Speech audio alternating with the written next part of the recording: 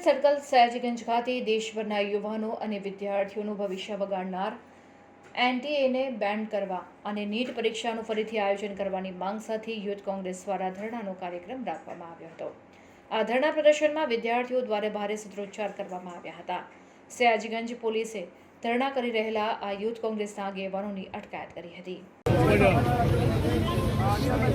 National testing agency દ્વારા જે પરીક્ષાઓમાં જે એજન્સીને કામ આપ્યું હોય સરકારે અને એ પરીક્ષાઓમાં જે છબાડા થયા છે વારંવાર, આજે નીટની પરીક્ષાની વાત હોય કે જે પરીક્ષાઓ રદ થઈ છે, યુજીસી નેટની વાત હોય કે કોમનવેલ્થ એન્ટ્રન્સ ટેસ્ટની વાત હોય, આ તમામ મોરચે આ એજન્સી આપણે સાબિત થઈ ગયું છે કે આ એજન્સી ફેલ છે।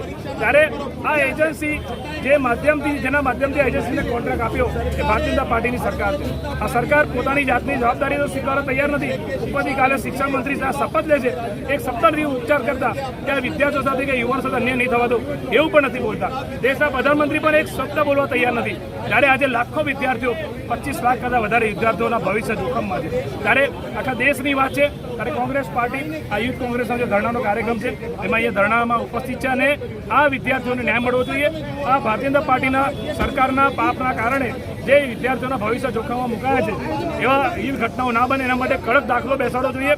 આવી એજન્સીઓને રદ કરવી જોઈએ અને આ વિદ્યાર્થીઓનું ભવિષ્ય જોખમમાં ના મુકાય એવા પ્રયત્નો સરકારે કરવા જોઈએ। પરંતુ અત્યાર સુધી ગુજરાતની સરકાર હોય, કારણ કે ગુજરાતમાં પેપર બધા બહુ લીક થયા, તો ગુજરાતમાં ભાજપ સરકારે કોઈ એવા પગલાં લીધા નથી, કારણ કે નથી કેન્દ્રની સરકાર ભાજપની છે, એમને પણ કોઈ પગલાં લીધા નથી। એટલે આ બધી બાબતને લઈને આજે આખા ગુજરાતમાં આખા દેશમાં એક સાથે ધરણાનો પ્રદર્શનનો કાર્યક્રમ પાછલા દિવસોમાં લેવામાં આવેલી યુજ નીતિની એક્ઝામમાં ક્યાંક ને ક્યાંક મોટા પ્રમાણમાં છબડા થયા છે અને પેપર 35 લાખમાં વેચવામાં આવ્યું છે। એની સાબિતી ખુદ ઝારખંડ અને બિહાર પોલીસે એવા કેન્ડિડેટો પકડીને કરી છે કે જે સ્વીકાર્યું છે કે એમને નીટની પરીક્ષાના પેપરો 1 મહિના પહેલાં મળી ગયા હતા। સાથે સાથે ગોધાના જલારામ સ્કૂલના અંદર પણ બેસેલા વિદ્યાર્થીઓએ પૈસા આપીને આ એક્ઝામ આપી હોય એવી સાબિતી ત્યાં થઈ છે।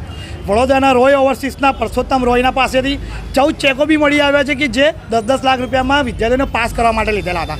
ત્યારે આ સમગ્ર દેશમાં સાબિત થયું છે કે યુજ નીતિની જે એક્ઝામ છે એના પેપર ફૂટ્યા હતા, એમાં ગેરરીતિ થઈ હતી। ત્યારે આ એક્ઝામના અંદર બેસેલા 24 લાખ વિદ્યાર્થીઓના ભવિષ્ય સાથે સરકાર દ્વારામાં જે ચેડા કરવામાં આવ્યા છે એ ચેડા ના કરી આ એક્ઝામને રદ કરવામાં આવે અને યુજ નીતિની એક્ઝામ ફરીથી લેવામાં આવે એવી માંગ સાથે યુથ કોંગ્રેસ દ્વારા ધરણા કરવામાં આવ્યા હતા। એક નિયમ જ રહ્યો છે કે જ્યારે સરકાર પોતાના કાળા કામો છુપાવવા માંગતી હોય અને વિપક્ષનો અવાજ દબાવવા માંગતી હોય ત્યારે એ પોલીસને આગળ કરી દેવામાં આવે છે।